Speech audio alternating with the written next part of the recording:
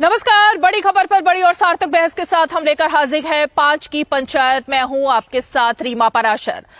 आज सुबह से लगातार हलचल चलती रही दो खबरों को लेकर। एक, आम आदमी पार्टी अरविंद केजरीवाल, संजय सिंह अरविंद केजरीवाल को लेकर जिस तरह से जमानत की याचिका लगाई गई थी, उस पर लंबी बहस हुई और कोर्ट ने मामला कल तक के लिए सुरक्षित रख लिया। यानी कल कोर्ट में इस मामले पर सुनवाई तो आज खत्म हो गई, लेकिन कल फैसला सुनाया जाएगा। दूसरी तरफ संजय सिंह, जिनको की जमानत मिल गई है, उनकी रिहाई लगभग 6 बजे तक हो जाएगी, ऐसा माना जा रहा है। सारी प्रक्रिया लगभग पूरी हो गई है। लेकिन इन सबके बीच जो दूसरी खबर आज रही वो थी कांग्रेस के नेता राहुल गांधी, जिन्होंने पूरे लाओ लश्कर अपनी बहन प्रियंका गांधी के साथ वो गए वायनाड और वहां पर उन्होंने नॉमिनेशन फाइल किया, यानी पर्चा दाखिल कर दिया। तो सवाल ये खड़ा होता है कि एक तरफ इंडी गठबंधन जो कि टूटता हुआ दिखाई दे रहा है केरल में, वायनाड में, जहां पर की सीपीआई में पूरी तरह से राहुल गांधी को हराने की होड़ लग गई है उस सीट पर, क्योंकि सीपीआई ने अपने वरिष्ठ नेता ए राजा की पत्नी को वहां से मैदान में उतारा है और डी राजा की पत्नी को मैदान में उतारा है। और दूसरी तरफ राहुल गांधी जो खुद कह रहे हैं कि केरल तो मेरा है, वायनाड तो मेरा है। लेकिन आज जिस बात पर हम सवाल खड़ा करना चाहते हैं और जिस बात पर जवाब भी तलाशने की कोशिश करेंगे वो ये है कि राहुल गांधी की खबर 5वें नंबर पर आज हो गई और लगातार जो सुर्खियां रही वो थी अरविंद केजरीवाल को लेकर, संजय सिंह को लेकर।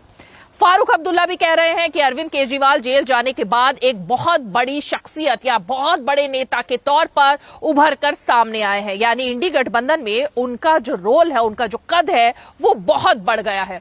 तो क्या अब अरविंद केजरीवाल ने राहुल गांधी को पीछे छोड़ दिया है इंडिया अलायंस में? क्योंकि तमाम नेता दल के और खास करके गठबंधन के उनके पीछे खड़े हुए दिखाई दे रहे हैं। और राहुल गांधी के लिए आज इतना बड़ा दिन था, जब उन्होंने पर्चा दाखिल किया तो उनके बारे में कोई चर्चा नहीं कर रहा, उनके रोड शो पर कोई चर्चा नहीं कर रहा। चर्चा है तो सिर्फ और सिर्फ अरविंद केजरीवाल की, कि कैसे उनका वजन घट रहा है, उनकी तबीयत ठीक नहीं है और तमाम वो बातें। तो जरा कांग्रेस के लोगों से इस बात का भी जवाब तलाशने की कोशिश करेंगे और पूछेंगे कि क्या वाकई में ये बात सच है। लेकिन सबसे पहले उन तस्वीरों और बयानों पर निगाह डालते हैं जो इस खबर पर आज चर्चा में रहे।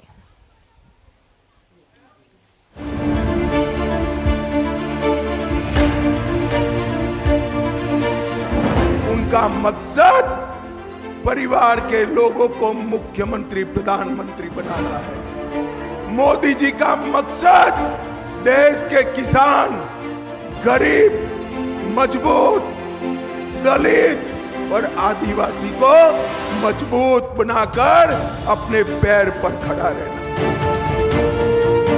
I don't treat you and think of you like an electorate. I treat you and think of you the same way I think of my little sister Priyanka over here. In my interaction with the people, what I understand is that people are really disappointed with the performance of the as you are saying sitting MP. I think with the interaction of the people, what I understand is that he has taken the people for granted. मैं कहता हूँ ये उससे बहुत ही बड़े नेता बन गए। जेल जाने से उनका रुतबा जो है और बढ़ गया है, कद बढ़ गया है। मुझे पूर्ण विश्वास है कि संजय सिंह के साथ साथ, जैसे अभी केजरीवाल साहब के साथ किया गया है, देश के चंद कद्दावर नेताओं में से एक, जिनकी अपनी छवि इतनी अच्छी है देश विदेशों में। इस तरह से अब चुने हुए मुख्यमंत्री को उठा करके बिना किसी सबूत के उठा करके जेल में डाल दिया गया। पहले कहते थे कि हम पूछताछ करना चाहते हैं, 10 दिन तक पूछताछ किया, कुछ नहीं निकला, अब उठा करके जेल में डाल दिया। जैसे संजय सिंह को उठाकर जेल में डाल दिया था। ये लड़ाई आगे और बढ़ेगी।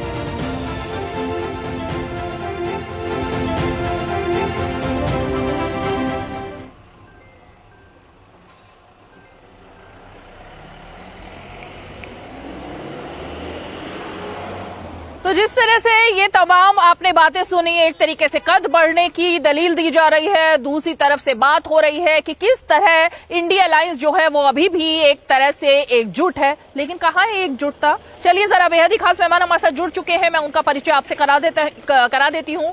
हमारे साथ बीजेपी का पक्ष रखने के लिए बीजेपी के प्रवक्ता आरपी सिंह जी मौजूद हैं, कांग्रेस पार्टी का पक्ष रखने के लिए कांग्रेस पार्टी के प्रवक्ता मुदित अग्रवाल जी मौजूद हैं, और साथ ही आम आदमी पार्टी के बारे में बात करेंगे विष्णु पाठक जी जो कि आम आदमी पार्टी के नेता हैं, और साथ ही हमारे साथ राजनीतिक विश्लेषक नीलू रंजन आज मौजूद हैं जो कि ईडी और तमाम जो इस तरीके की खबरें होती हैं इन सब पर पैनी नजर रखते हैं, तो उनसे भी कुछ चीजें समझने की कोशिश करेंगे। लेकिन आज मेरा सवाल मुदित अग्रवाल जी आप ही के साथ सीधे है, क्योंकि कई सारे शोज हमने साथ में किए जिसमें कि शराब घोटाले को लेकर पूरा क्रेडिट आप लेने की कोशिश कर रहे थे कि शराब घोटाला तो हमने ही उजागर किया है, हम ही लोगों ने बताया है कि किस तरह से एक एक कड़ी जुड़ती थी। लेकिन अब क्योंकि आपकी पार्टी के सीनियर नेताओं ने अब गठबंधन कर लिया है तो आपके लिए थोड़ी असमंजस हो सकती है।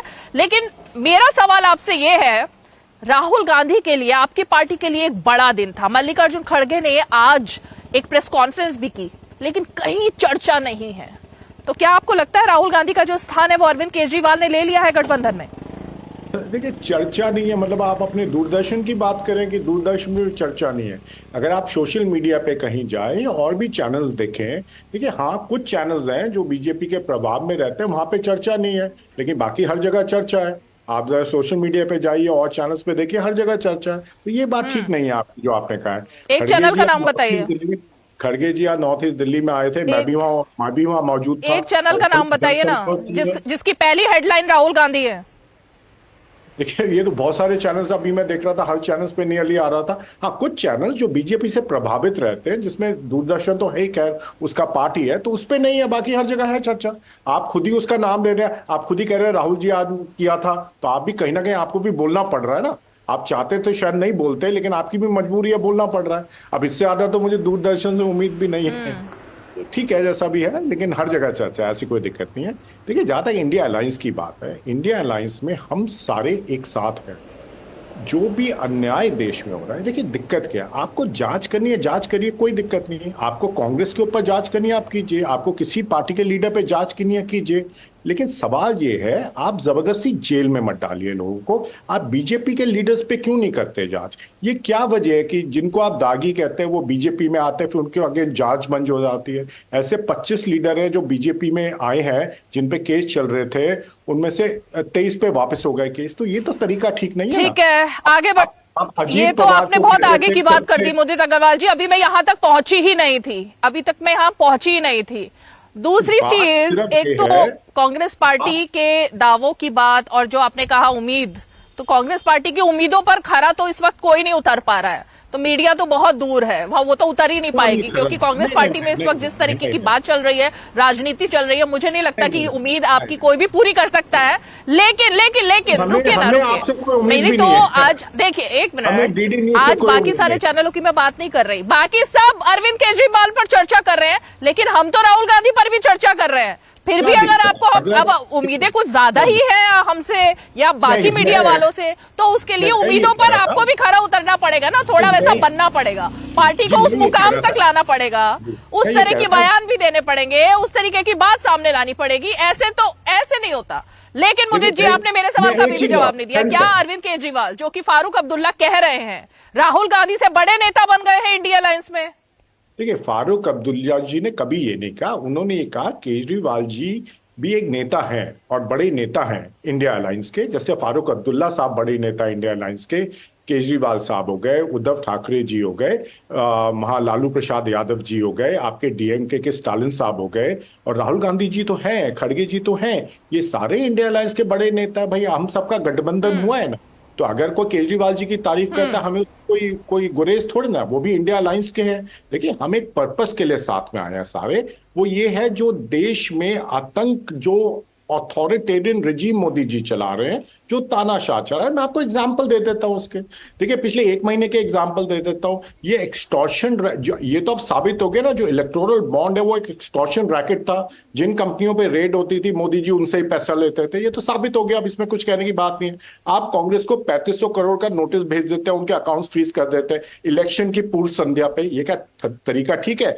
आप 2 चीफ मिनिस्टर्स को जेल में डाल देते हैं, ये तरीका ठीक है? आप जांच कीजिए, लेकिन जेल में, मतलब आप ड्रैकोनियन लॉ यूज करके आप लोगों को जेल में डाले, क्या ये तरीका ठीक है? इतने डर गए मोदी जी, ये इतना भी डरना नहीं चाहिए।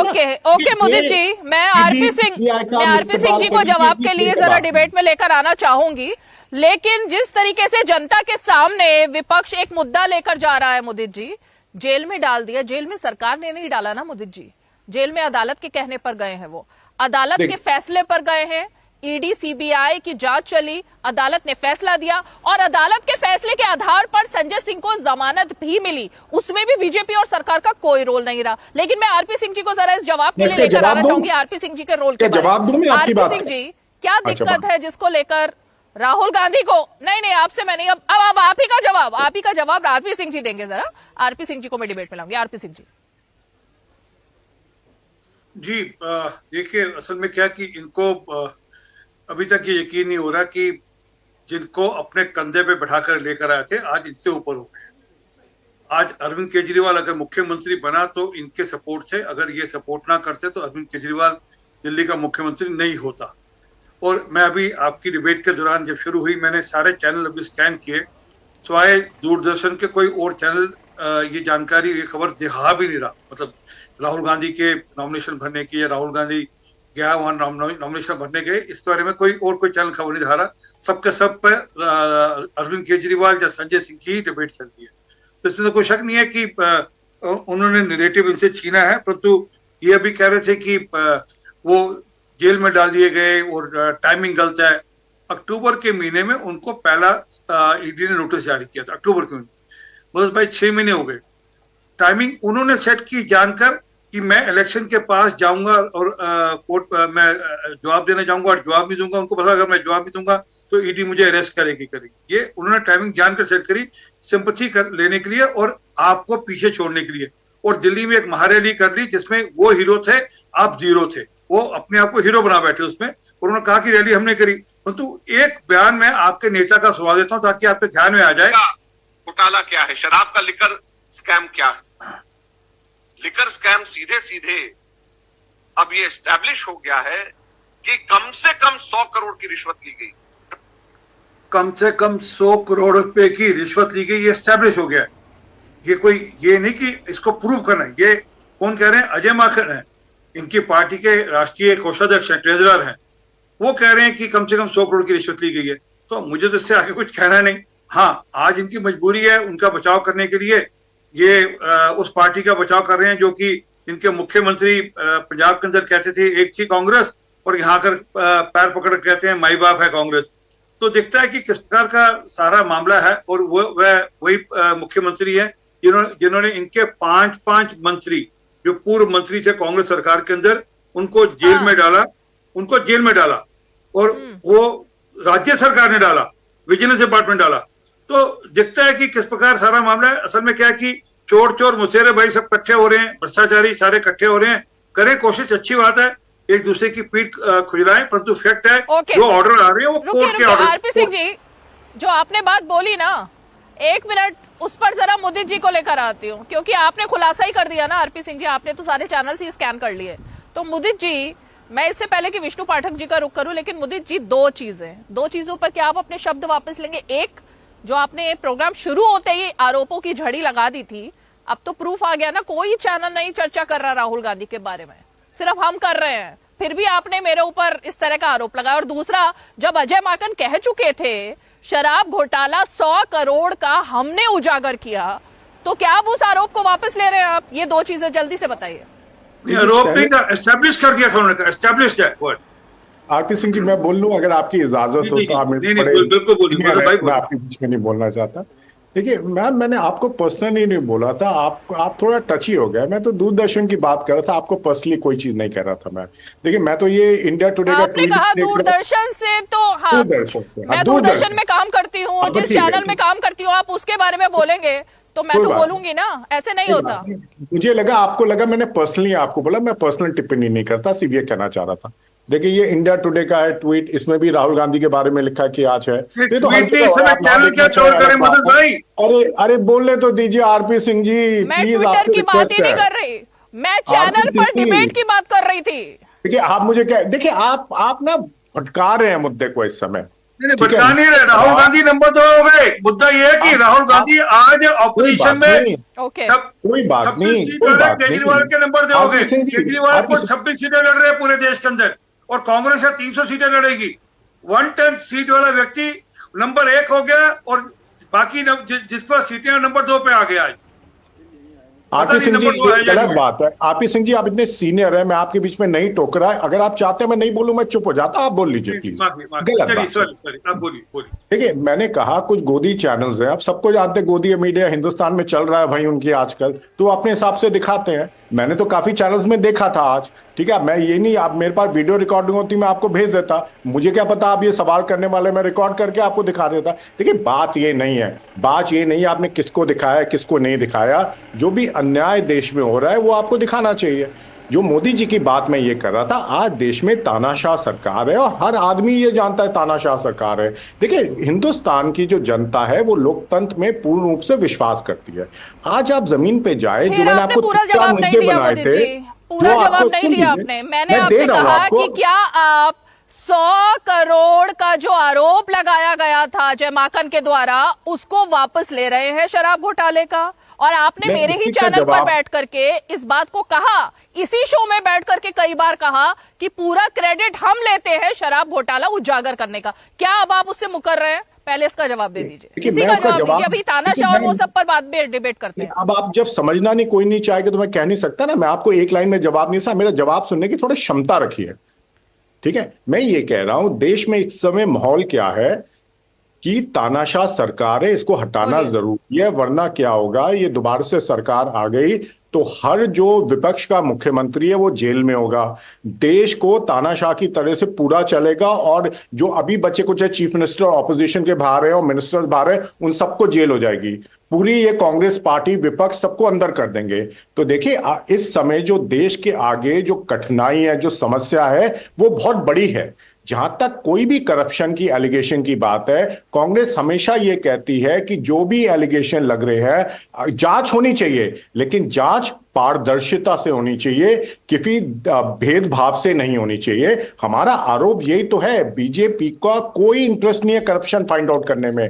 उनका इंटरेस्ट ये रहता है कैसे हम उसका राजनीतिक प्रयोग करें।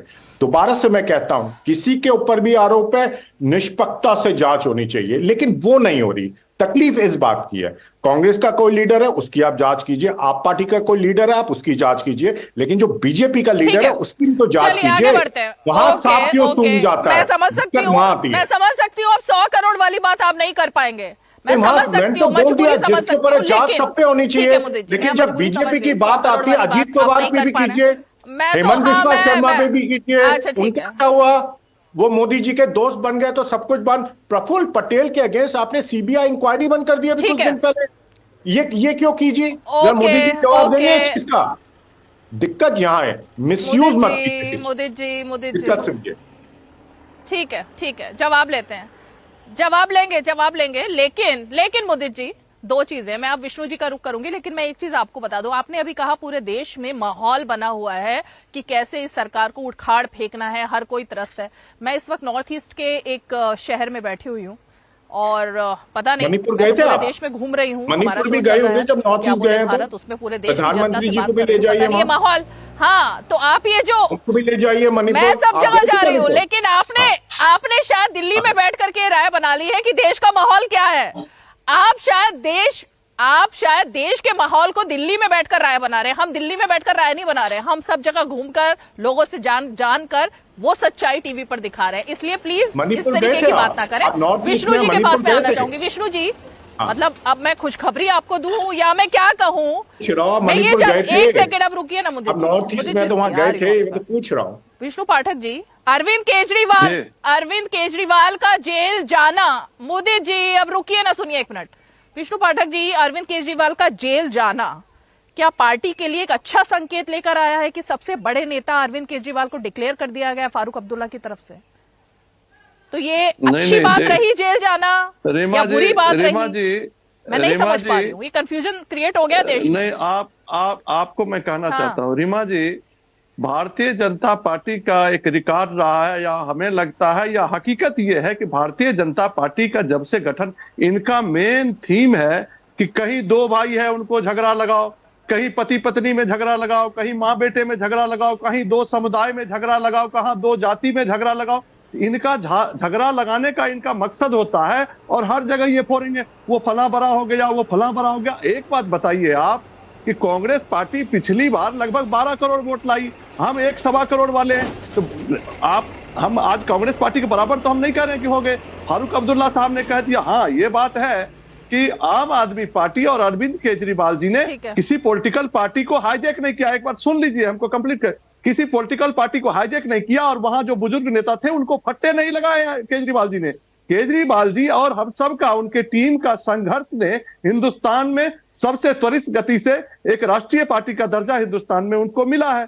वो उनके काम से, उनके संघर्ष से, उनके क्रांतिकारी कदमों से और लोकप्रिय काम किया, इस वजह से। इसमें किसी ने कह दिया, इसका मतलब केजरीवाल जी बड़े हैं, केजरीवाल जी बड़े हैं। आप एक सुन लीजिए, दिक्कत है विष्णु जी, सुनिए।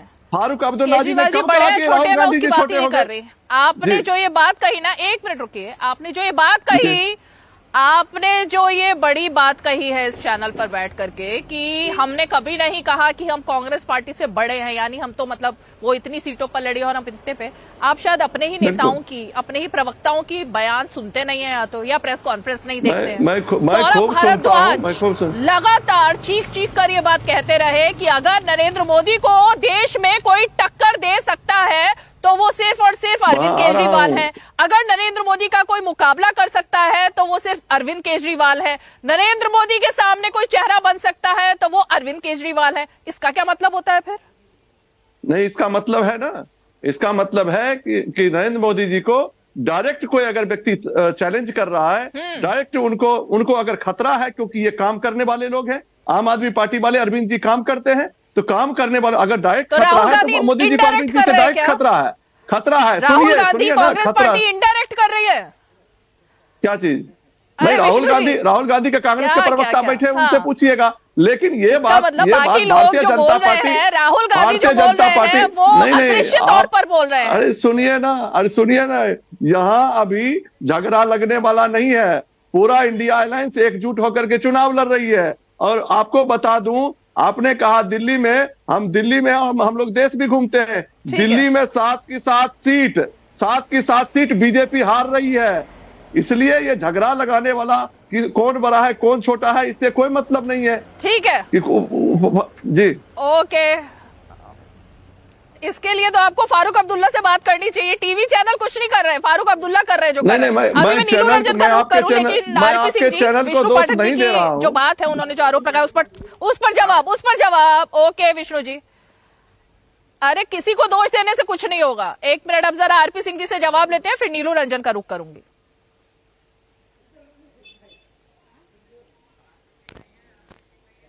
सर प्लीज आ जाइए, आपसे क्वेश्चन।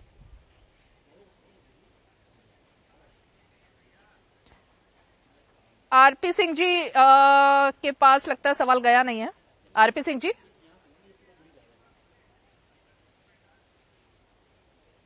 उनको लगता है आवाज नहीं आ रही। मैं नीलू रंजन का रुख करती हूँ। नीलू रंजन, आप इतने समय से ईडी, सीबीआई और तमाम राजनीतिक गतिविधियां लगातार उसकी रिपोर्टिंग करते रहे, आप बहुत बारीकी से ये सब देखते ही हैं। ये जो मामला चल रहा है, संजय सिंह को जमानत मिल चुकी है, लेकिन अरविंद केजरीवाल के सामने पूरी दलील इतनी लंबी चौड़ी दी गई। ये देश में जो एक नैरेटिव पेश करने की कोशिश हो रही है, उस पर मैं जरा आपसे रिएक्शन चाहती हूँ। नहीं, देखिए, जो नैरेटिव है पेश करने की कोशिश हो रही है, वो कुछ चुने हुए निकाल लेते हैं केसेस और उसके आधार पे खड़ा कर देते हैं। लेकिन मेरा ये मानना है कि जो केसेस बंद हो रहे हैं उसका जवाब जो है एजेंसी देगी कि क्या क्यों बंद हुआ, उसमें क्या सबूत मिले नहीं मिले। लेकिन मैं बहुत सारे केसेस कम से कम 100 गिना सकता हूं जिसमें विपक्षी नेताओं, बड़े नेताओं के खिलाफ जो जांच हो रही थी और जो कार्रवाई हो रही थी वो रुक गई है, वो आगे नहीं बढ़ रही है, उसका जिक्र नहीं होता है। प्रियंका गांधी ने 2 करोड़ की पेंटिंग येस बैंक के राणा कपूर को बेची, जिसे FATF ने अपने अंतर्राष्ट्रीय मैगजीन में एक उदाहरण के तौर पर पेश किया कि कैसे मनी लॉन्ड्रिंग होती है, देखो, और कैसे एजेंसियां पकड़ती है। कोई कार्रवाई नहीं प्रियंका गांधी के खिलाफ। रॉबर्ट वाड्रा के खिलाफ इतने सालों से जांच चल रही है, ईडी ने क्या कार्रवाई की, CBI ने क्या कार्रवाई की, कुछ नहीं अभी तक हुआ। जिस को कहा जा रहा है कि शुभेंदु अधिकारी का नाम जो है वहां पे घोटाले में था, उसमें तो ममता बनर्जी का भी आया था कि उन्होंने अपनी पेंटिंग बेची थी, और जो मुख्य अभियुक्त थे उसने कहा था, अपने बयान में दिया था कि उन्होंने पेंटिंग बेची थी। कहीं कोई कार्रवाई नहीं हुई। जो उत्तर प्रदेश का माइनिंग घोटाला है वो अखिलेश यादव मुख्यमंत्री थे और वहां पे FIR है, ईडी की भी है, लेकिन आज तक उनसे पूछताछ भी नहीं, कहीं कोई कार्रवाई नहीं हुई है। तो ऐसे बहुत सारे, मैं सैकड़ों गिना सकता हूं जिसमें कार्रवाई नहीं हुई है। इसका जवाब किस केस में कार्रवाई हो रही है नहीं हो रही है वो एजेंसी जवाब देगी। लेकिन उसको सिर्फ ये कहना कि जो लोग लौट आए हैं, बीजेपी में शामिल हो गए हैं या बीजेपी के साझेदार हो गए हैं, राजा में आगे, उनके खिलाफ कार्रवाई रुक गई है, शांत हो गई है, एजेंसी आगे नहीं बढ़ रही, ऐसा नहीं है। बहुत लोग हैं। ये राजा के कोच जो केस 2G वाला था और जिसमें फैसला हुआ, क्लीन चिट मिली, 7 साल हो गए उस पर ईडी और CBI को हाई कोर्ट में उसके खिलाफ याचिका दाखिल किए हुए। आज तक उस पर सुनवाई शुरू नहीं हो पाई है, 7 साल नहीं हो पाई। अगर सरकार, मोदी सरकार इतनी मजबूत है और सारे कोर्ट, हाई कोर्ट, एजेंसियां उनके कहने पर चल रही है, तो इतनी देरी नहीं होनी चाहिए थी। तो ये एक नैरेटिव खड़ा करने की कोशिश हो रही है और जिसका जवाब सरकार को देना चाहिए और एजेंसी को देना चाहिए। मैं तो जो फैक्ट है वो रख रहा हूं, ऐसे 100 केसेस गिना सकता हूं। और जहां तक रही किसी को जमानत देने की, मुदित अग्रवाल, यही मैं इसी नैरेटिव की बात कर रही थी जो जिसकी आ रही हूं। नीलू जी, हाँ नीलू रंजन, 1 मिनट आ रही हूं आपके पास में। लेकिन मुदित अग्रवाल, यही नैरेटिव है कि जो जनता के बीच में कुछ चीजें पहुंचाई जा रही हैं और जो सच्चाई है उसको पीछे रखा जा रहा है। सच्चाई तो ये है ना जो नीलू रंजन बता रहे हैं। इन केसेस पर कौन बात करेगा? और क्या नरेंद्र मोदी इन केसेस पर चुप है तो आप क्या मानेंगे? अगर सब कुछ वही कर रहे हैं, सब कुछ बीजेपी ही कर रही है, तो फिर इन सब को क्यों छोड़ा गया अभी तक?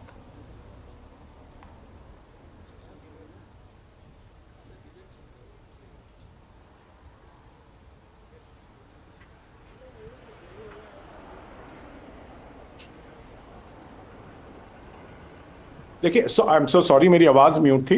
देखिए, इन्होंने राहुल जी को बुला लिया, इन्होंने सोनिया जी को बुला लिया ईडी इंक्वायरी के लिए, इन्होंने वाड्रा जी के ऊपर पूरी कहानी शुरू कर दी। इनको कुछ मिला नहीं, जो केस बंद हो गए थे वो भी खोल दिए, इनको कुछ मिल नहीं रहा। परेशान ये है कि उनको जेल में नहीं डाल पा रहे। देखिए, दिक्कत यहाँ पे ये फंस गए मोदी जी इसके अंदर। जहां तक अजीत पवार की बात है, भाई, जिसको वो कहते थे 70,000 करोड़ का स्कैम, आज उनके साथ अलायंस कर रहे हैं। हेमंत विश्वा शर्मा, जिसके ऊपर ईडी के केस चल रहे थे, उन केसेस का क्या हुआ पता नहीं। अरे उनको भी तो जेल में डालिए कभी, वो जेल में नहीं डालते। PMLA कानून बनाया क्यों था? क्योंकि मोदी जी को अपनी मन मर्जी के मुताबिक जब उनको सूट करता है लोगों को जेल में डालना था, इसलिए PMLA कानून बना था। देखिए, हिंदुस्तान में एक रूल था कि बेल रूल है, जेल एक्सेप्शन है, उसको पूरा ओवरटर्न कर दिया। ऐसे तो सरकार चल रही है। और ये तो पत्रकार साहब है, हो सकता है देख लो, वो तो आजकल आपकी जानकारी के लिए दे दूं। एक सेकंड नीलू जी, आप बीच में, मैं बोला था जवाब बोल रहे थे, पत्रकार को बीच में ले आए आप। अब पत्रकार को बीच में ले आए, फिर आप। मैं कुछ और कह रहा हूँ। पत्रकार को क्यों बीच में ले आए? तो दोनों तो सही बात करते ना, बैलेंस बात करते। देखिए, वो तो श्वेता भी जान सकते हैं। नीलू उन्होंने बैलेंस ही बात करी, उन्होंने तो किसी पार्टी का नाम ही नहीं लिया। ये तो दिख रहा है ना। तो देखिए, वो तो पता चल रहा है। एक पॉइंट्स बताए हैं सिर्फ केसेस के बारे में। पॉइंट्स भी तो मैं समझा रहा हूँ। तो अजीत पवार जी के बारे में कुछ बोले, हेमंत विश्वा शर्मा, अशोक चौहान, नवीन जिंदल, इनका क्या हुआ? वो जो प्रफुल्ल पटेल के यहाँ CBI केस हट गया, भाई वो क्यों हट गया? जरा कोई जवाब तो दे। इतने वरिष्ठ पत्रकार है हमारे, इतने सीजन पत्रकार है, तो थोड़ा जरा इस पे भी रोशनी डाल दे, जरा PMLA पे भी रोशनी डाल दे, जरा। इतने महानुभाव है भाई। मैं PMLA पे डाल देता हूँ। जरा इन सब पे डाल दे। वो अजीत पवार का क्या हुआ जरा बता दे, हेमंत बिश्वा शर्मा के केस का क्या हुआ? जवाब दे रहे हैं आपकी बात का, आपकी बात का जवाब दे रहे हैं नीलू रंजन। सुन लीजिए मोदी जी, अच्छा एक सुन दो लीजिए, बता आप दीजिए। एक ही बात को रिपीट कर रहे हैं, सुन लीजिए आप। ये नीलू रंजन जवाब दे रहे हैं, फिर आरपी सिंह के पास जाऊंगी मैं। अरे भाई सुन तो लीजिए, आप नॉन स्टॉप एक ही बात को रिपीट कर रहे हैं ना। अजीत नीलू पवार, रंजन हेमंत जवाब दे बिश्वा रहे शर्मा, हैं, वो जवाब दे रहे हैं। सुनिए, सुनने का मतलब तो रखिए थोड़ा सा, वो जवाब दे रहे हैं। अरे फिर वही बात रिपीट कर रहे हैं आप, 4 बार एक ही लाइन रिपीट कर दिया आपने।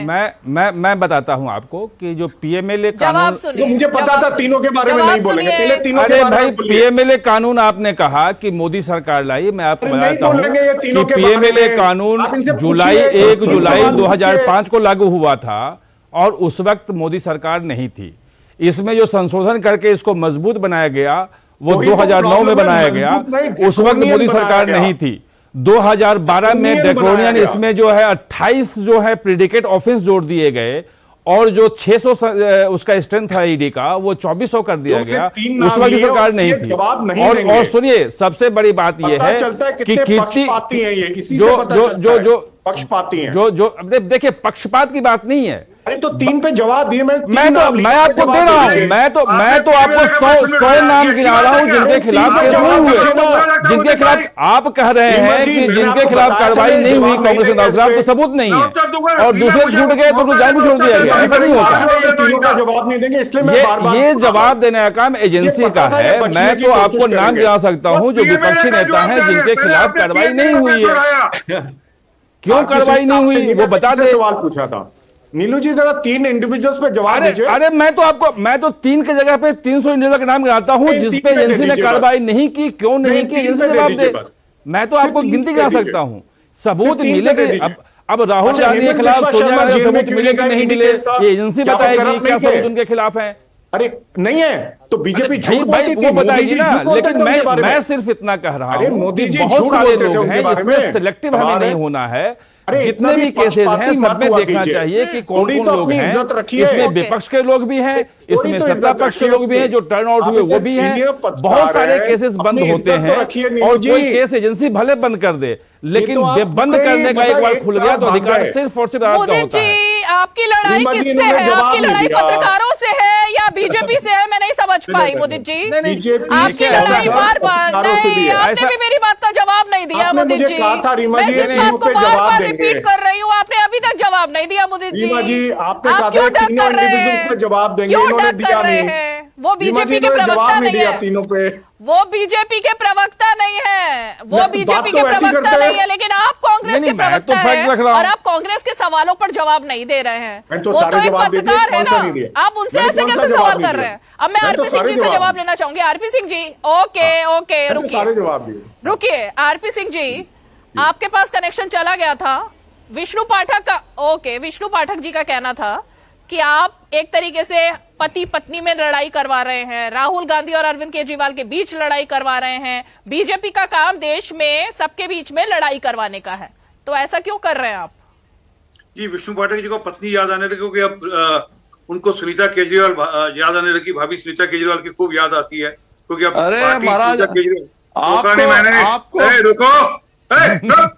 रोका के मैंने एक बार चुपचाप सुना मैंने, चुपचाप सुना मैंने सबको, शांति से सुना मैंने। ऐसे नहीं है, ऐसे नहीं है।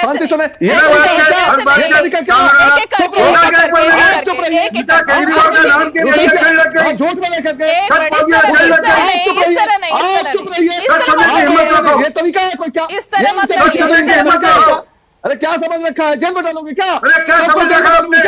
बताइए, सुनीता केजरीवाल कौन है? वो आम आदमी पार्टी में क्या है, सरकार में क्या है? सारी दिक्कत नहीं है, मूल दिक्कत नहीं यहाँ पर है सारी। वो कभी केजरीवाल जी का नाम ले दिया, सौरभ बहादुर और तीसी सिंह का, ताकि वो भी जेल में जाए। सुनीता केजरीवाल जी को मुख्यमंत्री बाहर बैठकर चुप रहो, ये कोई तरीका है क्या? चुप रहो। अरे तो आपने क्या टोका? मैंने आपको टोका क्या? ये बताइए, सुनीता केजरीवाल जी क्या है?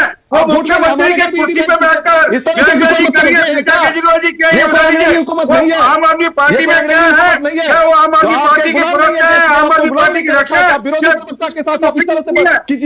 पार्टी ने उनको मुख्यमंत्री चुन लिया है? क्या वहां के विधायकों ने उनको मुख्यमंत्री चुन लिया है? यही तो सारी दिक्कत है कि आपने सारी पार्टियों को परिवारवादी पार्टी बना दिया क्योंकि अपना भ्रष्टाचार बचाना है। एक के साथ एक बोतल फ्री देनी थी लोगों को।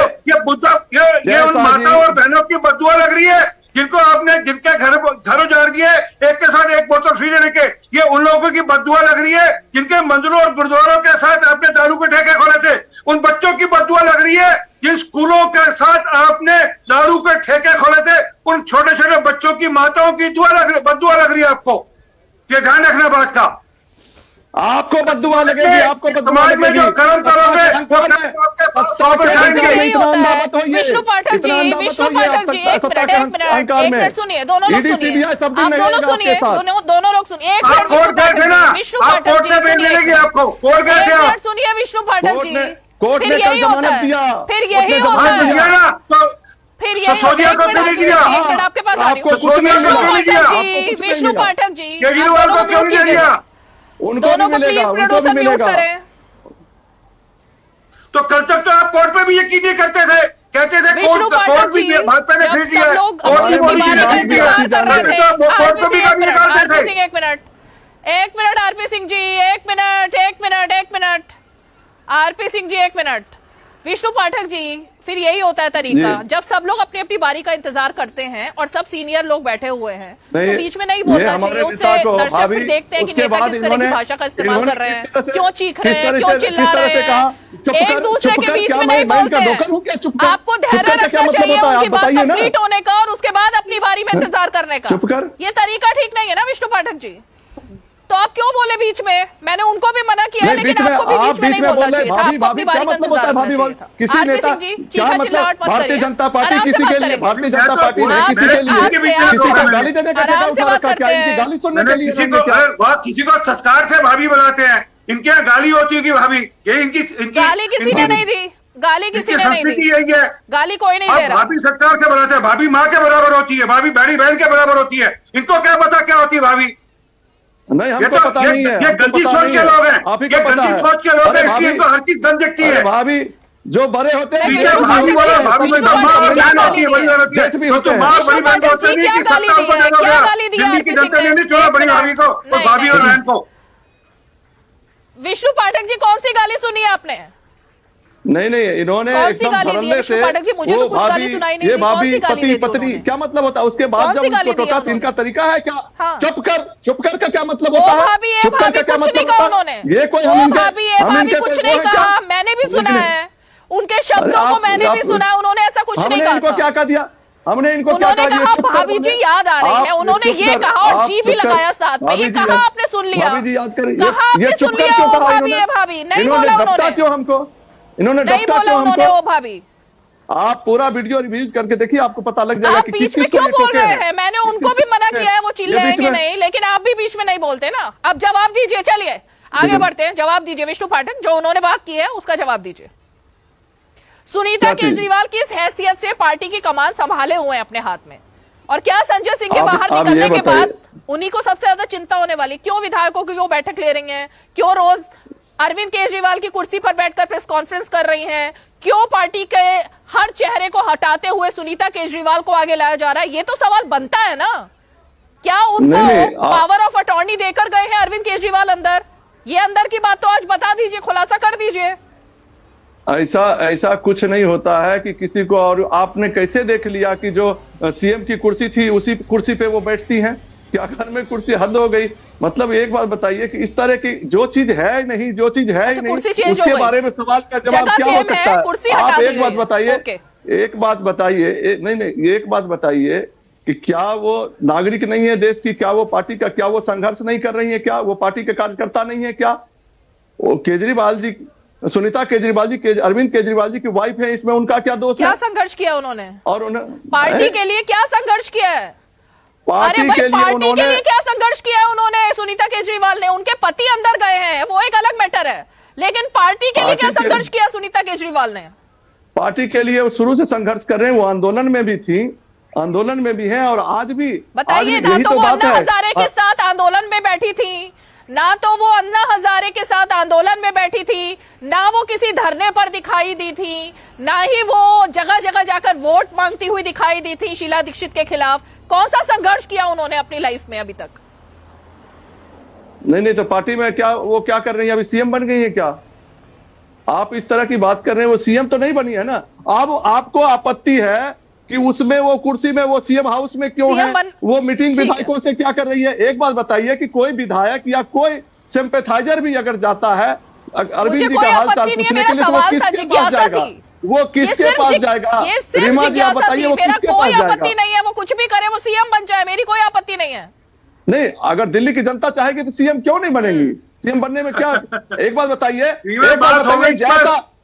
आप बताइए इनको क्यों नहीं? आप बताइए, आप क्या मैं इनके साथ मैं इनको सम्मान करता था, सम्मान करता हूं, आप ये बताइए बीच में ये क्यों टोक रहे हैं?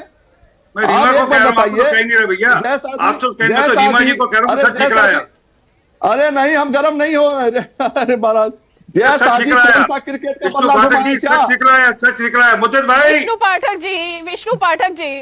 विष्णु पाठक जी एक सिंपल सवाल था।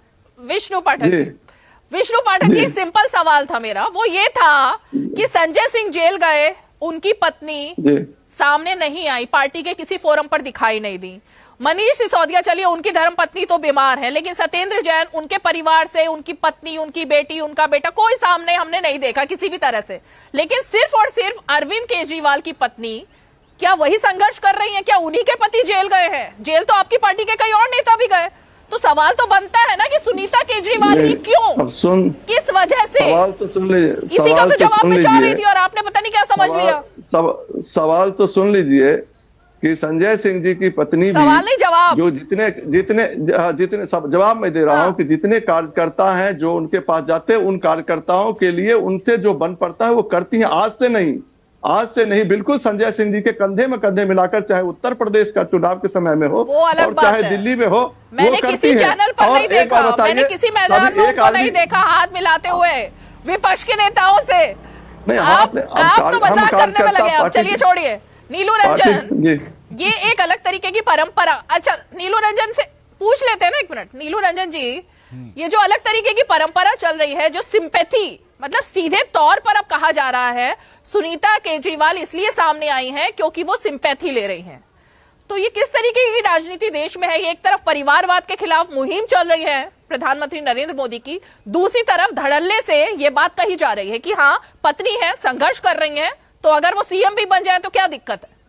नहीं, मुझे लगता है सिंपैथी के साथ साथ पार्टी को एकजुट रखने की जो कोशिश है उसमें भी सुनीता केजरीवाल एक धुरी के रूप में आ रही हैं, क्योंकि बड़े नेताओं के जेल जाने के बाद और जितने भी विधायक हैं, जो मंत्री हैं, सब कहीं ना कहीं से अरविंद केजरीवाल से जुड़े थे और सीधे उन्हीं की रिपोर्ट करते थे। तो एक वो जो पार्टी को जोड़े रखने की ताकत वो सुनीता केजरीवाल में दिख रही है। अब संजय सिंह बाहर आ गए हैं, संजय सिंह बिल्कुल संस्थापक सदस्यों में से रहे हैं, बड़े नेता रहे हैं, तो अब वो कमाल संभालेंगे। तो ये देखना जरूर पड़ेगा कि आखिर पार्टी किस दिशा में जाती है और पार्टी क्या करती है, उसके जो लोग हैं किसको रिपोर्ट करते हैं, मंत्री किसको रिपोर्ट करते हैं, एमएलए किसको रिपोर्ट करते हैं, रणनीति कौन तय करता है, ये अभी देखना बाकी है। वो जो कल तक सुनीता केजरीवाल जी की जो भूमिका थी, वो कोई भी बड़ा नेता सामने नहीं था, इनके सब जेल के अंदर हैं, तो उसमें एक और वही मिल रही थी जाके केजरीवाल जी से लगातार वहां पे पूछताछ में, ईडी में। तो ये जो मैसेज देना होता था कि केजरीवाल जी क्या चाहते हैं। आतिशी नंबर 2 पर है, आतिशी नंबर 2 है। ये तमाम लोग तो थे ना, कैलाश गहलोत, ये तमाम नेता थे इसमें से जो पार्टी के साथ जुड़े रहे। नहीं, इसमें से कोई नहीं है, केजरीवाल का नाम नहीं था ना, इसमें से लेकिन कोई नहीं है जिसको सारे के सारे विधायक, सारे पार्टी का कार्यकर्ता, सारे पार्टी के नेता वो एक्सेप्ट करें। अगर आतिशी आगे बढ़ती हैं तो सौरभ भारद्वाज नाराज हो जाएंगे, गोपाल राय इनसे ज्यादा सीनियर रहे हैं, उनकी तरफ नाराजगी बढ़ेगी, पार्टी में बिखराव पैदा होगा। तो इसलिए मैंने कहा कि ये कहीं ना कहीं से एक सहानुभूति के बजाय पार्टी को जोड़े रखने के रूप में भी सुनीता केजरीवाल का उपयोग हुआ और अच्छी तरह से उपयोग हुआ, क्योंकि वो पार्टी को प्रतिनिधित्व भी उन्होंने किया रामलीला मैदान में जाके और अरविंद केजरीवाल के मैसेज भी देते रही, तो वो एक दूसरा कारण है। अब ये देखना यह है कि आज शाम को जब बाहर आ रहे हैं संजय सिंह, उसके बाद कल से पार्टी की गतिविधियां जो होती हैं उसके केंद्र में सुनीता केजरीवाल होती हैं या संजय सिंह होते हैं, ये बहुत दिलचस्प होगा इसे देखना। ठीक है, मैं ओके, मैं आरपी सिंह जी का रुख करना चाहूंगी। आरपी सिंह जी, पंजाब से लेकर दिल्ली तक अब ये सवाल जो नीलू रंजन ने यहाँ पर खड़ा किया है, वो सवाल खड़ा होता है कि क्या आम आदमी पार्टी टूट की कगार पर पहुंच चुकी है और उसके पीछे क्या बीजेपी की भूमिका रहेगी, जो आरोप आतिशी ने भी लगाया और पंजाब के लोग भी आरोप लगा रहे हैं कि भगवंत मान भी लगातार टच में है, ऐसा कुछ चल रहा है? देखिए, पहली बात तो जो आरोप आतिशी ने लगा निराधार है, वो इसी प्रकार है जिस प्रकार मैंने कल एक ट्वीट किया, कहा कि सौरभ भारद्वाज का कोई सज्जन मेरे पास आए ये कहने के लिए कि हमारी जान बचाइए केजरीवाल से, क्योंकि वह सुनीता भाभी को चाहते हैं मुख्यमंत्री बनाना और हमारे को, इसलिए वो हमारा नाम ले लिया उन्होंने विजय नायर के मामले में और हमारे को जेल भेजने की तैयारी कर। तो ये उसी प्रकार की बात है, निराधार बात कुछ भी कह दे। पर मैंने भी एक कल ट्वीट किया था, इसलिए मैंने ये कहा। परंतु जो हकीकत है कि इनकी पार्टी में दिक्कत तो है, इनकी लीडरशिप में दिक्कत दिख रही है, आपस में खींचान दिख रही है और ये अन्यथा लेके बात में तो बड़ा सत्कार था सुनीता भाभी का। और जब मैंने कहा भाभी तो मतलब बड़ी बहन या माता के बराबर होती है हमारे यहाँ भाभी, इसलिए इनको इन्होंने अन्यथा शब्द ले लिया। परंतु इसमें कोई शक नहीं है कि आज इनकी पार्टी में एक अंदरूनी खींचान है। केजरीवाल साहब जो दिखता है, हो सकता है मैं गलत हूँ, दिखता है कि वह सुनीता केजरीवाल को अपनी जगह देना चाहते हैं और उधर से आतिशी, सौरभ भारद्वाज, संजय सिंह, ये जितने बाकी लोग हैं जो पार्टी में जिन्होंने संघर्ष किया, समय समय पर रहते हुए काम किया, वह अपनी जगह चाहते हैं कि उनको कोई जगह मिले। और एक शुरू में बात आई थी, उन्होंने कहा था कि किस लीडर को इन्होंने बदतमीजी के लिए एक अभी कह रहे थे, मुझे योगेंद्र यादव का नाम याद आता है। क्या शब्द इस्तेमाल किए थे? पिछवाड़े पर। मैं आगे नहीं बोलना चाहता जो उन्होंने योगेंद्र यादव के साथ इस्तेमाल किए थे। तो ये throw and use and throw वाली पॉलिसी केजरीवाल साहब की रही है। इसलिए जो पार्टी की लीडरशिप है उनको इस बात का डर है कि ये ना हो कि संघर्ष तो हमने किया, मुसीबत के समय हम खड़े रहे, घोटालों में हमने साथ दिया और सब मामलों में हम साथ खड़े रहे। जब घोटाले हो रहे थे, घोटालों से पैसा कमाया जा रहा था और वह पैसा शराब गुप्ता घोटाले का पैसा पंजाब और गोवा के अंदर और गुजरात में खर्चा जा रहा था, तब तो हम थे वहां पर। अगर मुसीबत होगी तो हमारी होगी और अगर मुख्यमंत्री का पद होगा तो सुनीता भाभी के लिए होगा। तो ये एक आपस में अंदरूनी ऑब्वियस और बड़ी ऑब्वियस सी बात है, इस पर कोई ये नहीं, राजनीतिक जो व्यक्ति होगा उससे बड़ी ऑब्वियस सी बात है। और एक बात मैं और जोड़ दूं, ये बार बार प्रूफ की बात करते हैं। एक राजेंद्र सिंह सोलंकी इनका विधायक का कैंडिडेट था गुजरात से, मुद्दती ध्यान से सुनना, इनका राजेंद्र सिंह सोलंकी इनका विधायक का कैंडिडेट था गुजरात से, बारदोली से। उसके पास 20 लाख रुपए नकदी पकड़ी गई। जब नकदी पकड़ी गई उसने कहा कि मेरे पैसे नहीं है, ये मेरे साथ जो ड्राइवर है ये आंगड़ी का काम करता है, ये पैसे दिल्ली से लाता है, यहाँ पे लोगों को बांटता है, मेरे ये ड्राइवर भी मेरा नहीं है। और ये आज भी FIR दर्ज है और मुकदमा चल रहा है, ये मुकदमा बंद नहीं हुआ। तो ऐसे कई सारे सबूत है। मैं तो बैंक अकाउंट का नंबर भी देने के लिए यूको बैंक का अकाउंट का नंबर भी दूंगा जिसमें पैसे ट्रांसफर हुए।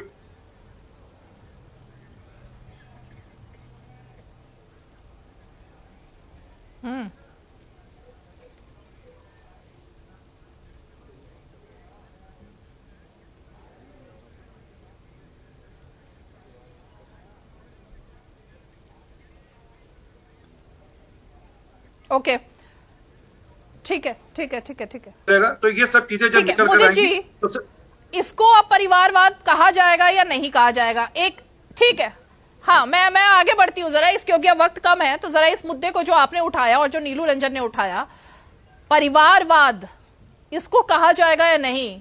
कि जान हथेली पर लेकर काम जो करते हैं वो लोग कौन होते हैं? कार्यकर्ता होते हैं, लगातार धरने भी देते हैं, नेता के साथ खड़े होते हैं, अपना जीवन समर्पित कर देते हैं पार्टी में। लेकिन अचानक से जब सीएम बनने की बारी आती है तो पति पत्नी, भाई बहन, बेटा बेटी, ये सब सामने आते हैं। तो सुनीता केजरीवाल भी क्या वैसे ही रूप में सामने आने वाली हैं? मुदित जी, देखिए, पहली बात, मुझे नहीं पता आप पार्टी में क्या होगा अगर केजरीवाल जी रिजाइन करेंगे, नहीं करेंगे, करेंगे तो कौन बनेगा। जिस चीज के बारे में हुआ नहीं है मैं क्या कमेंट करूं, लेकिन एक चीज जरूर बोलूंगा।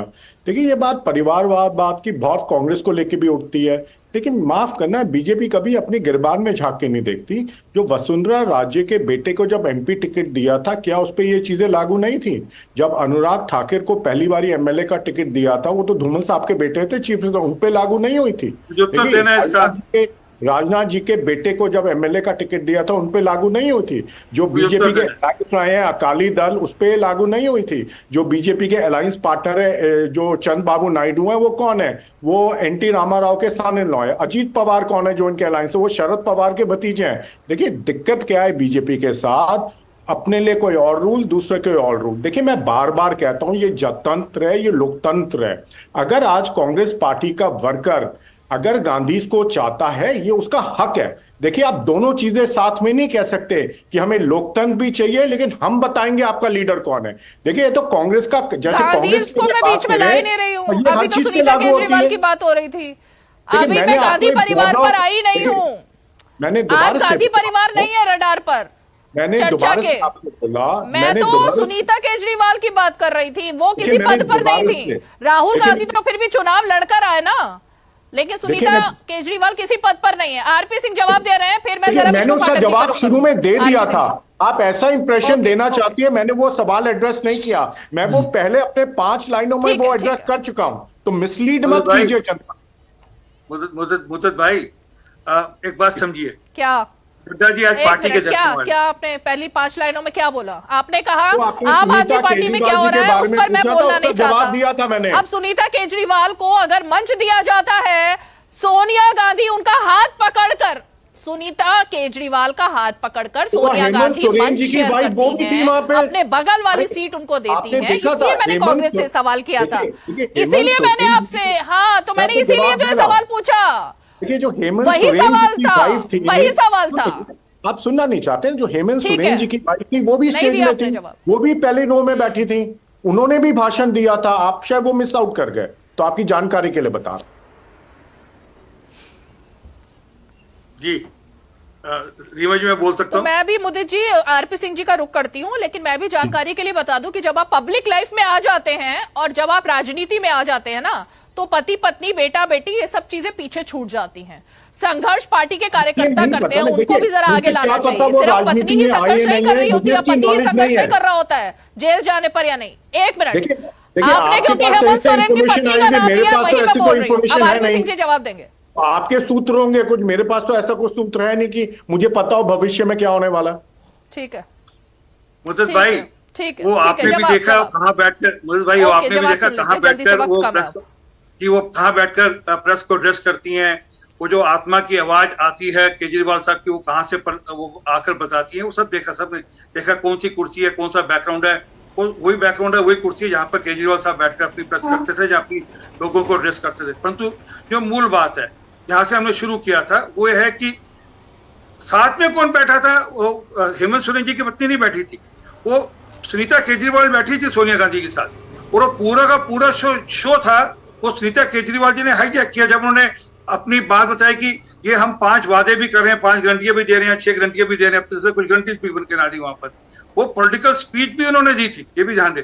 और यही तो हम कह रहे हैं कि आज पूरा का पूरा फोकस वो आज केजरीवाल पे चला गया, राहुल गांधी पीछे रह गए, 26 सीट वाले केजरीवाल आगे हो गए, और 260 से 300 सीट जो लड़ेंगे, जो कांग्रेस वाले पार्टी है, जो राहुल गांधी इसके लीडर हैं, वो आज नंबर 2 के हाशिए पे आ गए। और ये और वापस मैंने अभी फिर डिबेट के बीच में दोबारा से देखा, शायद कोई चैनल कवर कर रहा हो, सारे मेन लाइन चैनल, जिसमें आपके मित्र चैनल भी पाठक जी का रुख करती हूँ मैं। ठीक है, समझ गए। ओके विष्णु, हाँ अच्छा ठीक है, विष्णु पाठक जी जल्दी से बताइए, क्या आम आदमी पार्टी टूटने से बचाने के लिए सुनीता केजरीवाल को कमान दी जा रही है और उनको आगे किया जा रहा है? जो बात यहाँ पर उठाई है नीलू रंजन ने, आतिशी नहीं, अब नीलू रंजन जी पत्रकार है, नाराज हो जाएंगे, सौरभ भारद्वाज को आगे लाते तो वो नाराज हो जाते, तो यही वजह है क्या सुनीता केजरीवाल? हाँ, नीलू रंजन जी वरिष्ठ पत्रकार हैं, उनका अपना एनालिसिस होगा। लेकिन एक बात यकीन करिए कि आम आदमी पार्टी के जितने भी विधायक हैं, वो एक भी विधायक टूटने वाले नहीं है। विधानसभा में आज भी लोगों ने कहा कि हम लोग उनके साथ हैं, उनके साथ आंदोलन से जुड़े लोग हैं। हम कई बार तो खरीदने की कोशिश की गई, और जब वो नहीं टूटे, उस समय नहीं टूटे, तो अब क्या किस चक्कर में है कि टूट जाएंगे? कोई टूटने वाला नहीं है। दूसरी बात है कि भारतीय जनता पार्टी ये तय नहीं करेगी कि स्टेज पर कौन पार्टी का नेता कहां बैठेगा। एक बात बताइए, हेमंत सोरेन जी की वाइफ थी, सुनीता केजरीवाल जी थी, सोनिया गांधी जी थी, ये तीनों हिंदुस्तान की जो बड़ी महिला है, जो जिनका संघर्ष है, वो अगर आगे बैठी हुई थी, इनसे बीजेपी को पेट में दर्द हो रहा है। इस बीमारी का कोई इलाज है क्या? अब रैली तो सफल हुई, रैली सफल हुई, ही रामलीला तो रैली समझना सफल चाह रही हूँ, हुई। इतनी देर से पूरा शो खत्म हो गया। अरे सुन लीजिए, मुझे इस बात का जवाब नहीं अरे मिला उनका संघर्ष कि है हेमंत सोरेन की दिल्ली के आम धर्मपत्नी आदमी ने पार्टी और का। सुनीता केजरीवाल ने क्या संघर्ष किया है? संघर्ष क्या है दिल्ली में उनका? आम आदमी पार्टी के, अरे भाई क्या संघर्ष किया दिल्ली में उन्होंने पार्टी सड़कों पे में? घूमिए, नहीं बता पा रहे आप हैं। एक एक आम आदमी पार्टी के आप, मैं बता रहा हूं ना, आप आम आदमी पार्टी के एक एक कार्यकर्ता को पूछिए, संघर्ष दिल्ली में घूमिए, आपको पता लग जाएगा कि सुनीता केजरीवाल जी हो चाहे अनिता सिंह जी हो, इनका संघर्ष क्या है। ये बिल्कुल संघर्ष मतलब में है। 12 दिन से जिसका पति जेल गया है, 12 दिन में उन्होंने इतना बड़ा संघर्ष कर लिया है कि उनको सीएम बन जाना चाहिए। 2012 बहुत एक अच्छा। बात बताइए, एक वो ऑफिसर, कार्यकर्ता जो तिहाड़ जेल के बाहर धरना दे रहे हैं, उनका संघर्ष नहीं है। एक वो कार्यकर्ता जिन्होंने 10 साल लगा दिए पार्टी को यहाँ पहुंचाने में, उनका संघर्ष नहीं है। लेकिन 12 दिन में जिनका पति जेल में है, उनका संघर्ष है, बहुत बड़ा संघर्ष है। एक ऑफिसर अगर नौकरी से रिजाइन दे करके वो घर में चूल्हा चौका के लिए तो बैठी नहीं है। वो ऑफिसर थी ना, वो रिजाइन दे करके नौकरी से वो सामाजिक क्षेत्र में काम कर रही है। तो वो अभी अगर नहीं दिखता है भारतीय जनता पार्टी के लोगों को, तो मैं क्या कर सकता हूं उसमें। लेकिन ये यकीन मानिए, एमएलए तो छोड़ दीजिए, भारतीय जनता पार्टी का एक आम आदमी पार्टी के कार्यकर्ता को नहीं तोड़ सकते। ये ख्वाब में इनकी बौखलाहट है कि ये उल जुलूल बातें, कौन कहां बैठा, कौन मुख्यमंत्री, अरे जो चीज हुआ ही नहीं। आप समझिए रीमा जी कि पहली बार ऐसा देख रहा हूं कि जो हुआ नहीं, कुछ हो जाता है उस पर लोग चर्चा करते हैं, जब कुछ हुआ ही नहीं पहले से फला मुख्यमंत्री बन जाएगा, फला मुख्यमंत्री बन जाएगा। अरे भाई ऐसा कभी हुआ है क्या? आप तो बहुत पुराने पत्रकार हैं, आप बताइए ना, आपने तो देखे 10 को देखा, आपने कभी देखा? लालू यादव जी और राबड़ी यादव जी भूल गई है। अरे लालू जी राबड़ी जी के बना दिए, उसके बाद लोगों को पता लगा ना। अभी आप पहले से भविष्यवाणी, आप जैसा उन्होंने क्लियर कर दिया है। अच्छा ठीक है, विष्णु पाठक जी ने क्लियर कर दिया आरपी सिंह जी कि सुनीता केजरीवाल की तुलना राबड़ी देवी से नहीं करनी चाहिए, क्योंकि बार बार आम आदमी पार्टी के नेता और प्रवक्ता बार बार बोल रहे हैं कि वो बहुत पढ़ी लिखी है, ऑफिसर रह चुकी है, घर में चूल्हा चौका करने वाली नहीं है। तो इशारा किस तरफ है वो समझना चाहिए, वो इशारा किस तरफ है वो समझना चाहिए। देश की जनता भी समझ रही है, दर्शक भी समझ रहे हैं और हम भी समझ रहे हैं। विष्णु पाठक जी, आपका इशारा कहां पर है वो सबको समझ में आ रहा है। चलिए, बहुत बहुत शुक्रिया, आप सभी खास मेहमान हमारे साथ आज 5 की पंचायत में जुड़े। और इसीलिए सवाल यही खड़ा होता है कि अब जबकि चुनाव, उसका पहला फेज जल्दी होने वाला है लोकसभा चुनाव का, उसके बीच में इंडिया अलायंस में एक तरफ लड़ाई झगड़ा, दूसरी तरफ चेहरे को लेकर वार पलटवार, और तीसरी तरफ किसका कद बड़ा है, किसका कद छोटा है, इसको लेकर खींचतान चल रही है। और दूसरी तरफ नरेंद्र मोदी हैं जो एक एक कर जनता के बीच जा रहे हैं। और 400 पार के बाद जब उनका अगला टर्म आएगा, उसके लिए भी अभी से रोड मैप तैयार कर रहे हैं।